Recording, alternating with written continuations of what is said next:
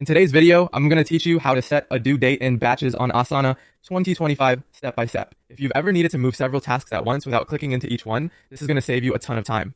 We'll cover two built-in ways to batch set due dates in Asana using timeline view and using list view. Before we jump in, make sure you have edit access to the project and that your tasks are visible and not filtered out.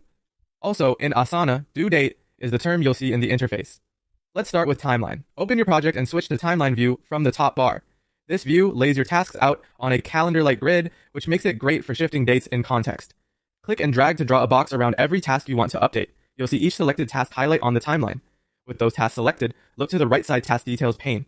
Click the date field there to open the date picker. If your tasks have durations, you can set a start and end date range. If they're single day tasks, pick the new due date. Choose the date range you want all selected tasks to follow, then click Save Changes. Asana will apply that new timing to every task you selected in one go.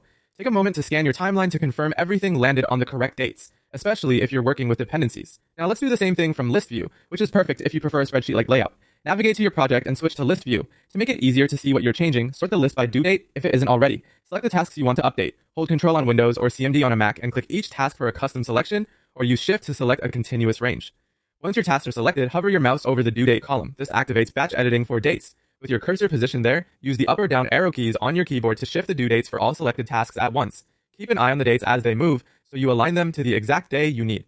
A quick wrap-up. Timeline view is best when you want to pick a specific new date or date range and see everything in a calendar layout. List view is ideal for nudging multiple dates forward or backward quickly with your keyboard.